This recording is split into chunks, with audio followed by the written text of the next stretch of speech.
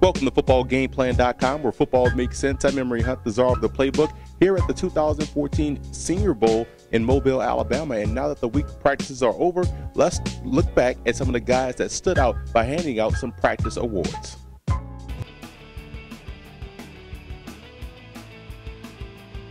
I came away impressed with Logan Thomas's performance this week. He was decisive, accurate, and displayed the overall skill set that you wanted to see from him the last 2 seasons. He's definitely helped himself out by having a solid week of practice and painting a better picture in the minds of NFL scouts.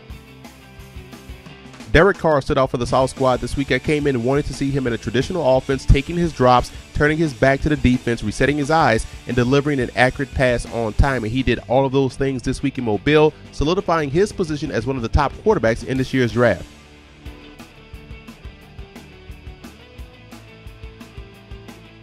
Charles Sims out of West Virginia did a lot of good things this week, catching the football out of the backfield, making guys miss in the open field. But what impressed me the most was the fact that he was arguably the best blocking back here in attendance. A good variety of skills was showcased this week by Sims.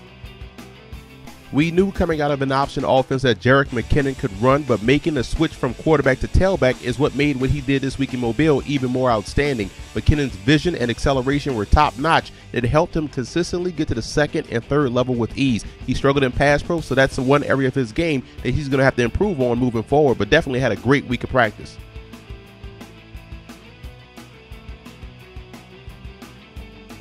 Josh Huff out of Oregon has good all-around game, and his route running this week is what made him stand out even more so. That's what everyone wanted to see coming in because his hands and his run after the catch skills were unquestioned. Wyoming's Robert Herron is another player that stood out all week long. I came away very impressed with his footwork and quickness off the snap. He was winning consistently at the line of scrimmage all week long, and it made him one of the top performers at the receiver position. The silent assassin this week was Ryan Grant out of Tulane, by far one of the most consistent receivers out here this week, and he did everything very well, showcasing excellent hands while running precise routes. You can't knock Jalen Saunders, wide receiver out of Oklahoma, because of his size, because all week long he showed why it wasn't the case. He was winning all over the formation, inside and outside. Saunders never loses speed in and out of his breaks, making him very tough to cover.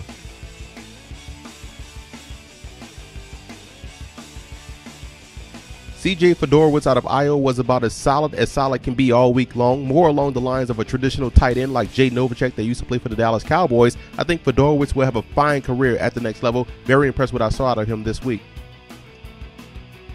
Crockett Gilmore was impressive last week at the East-West Shrine game. It was a late addition here in Mobile, and it didn't take him long to make an immediate impact. He's a guy that can be flexed, he can be flanked, but he also excels in the running game. A great all-around tight end prospect.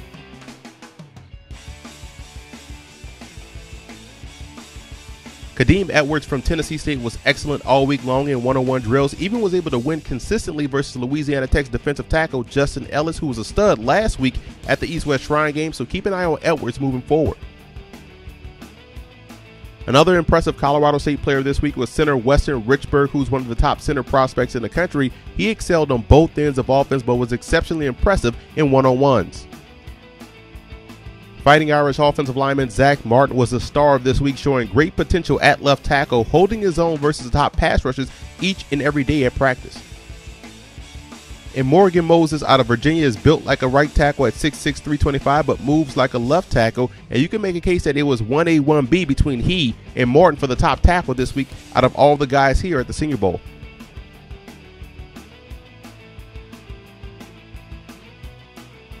A lot of eyes were on Aaron Donald this week, and he didn't disappoint, being a disruptive force on the inside as he was all season long for the Pitt Panthers. Actually, he was moved all across the defensive line and was still able to excel.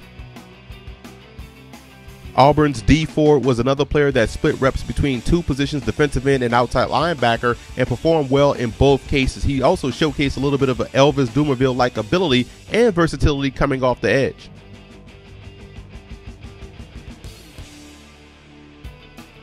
I like what I saw this week from Louisville's Marcus Smith, playing with his hand off the ground mostly. He was still able to be effective, especially versus the run, and wasn't out of place while playing in space in pass coverage.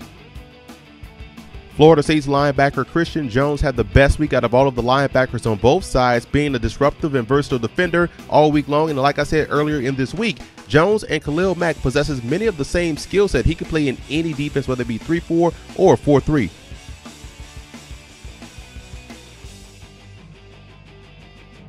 Safety Dion Buchanan out of Washington State showed great range for a strong safety, was very fluid in one-on-one coverage, and also showed his playmaking skills with a couple of interceptions this week, and definitely eliminated a lot of the questions some had about his ability to play in space.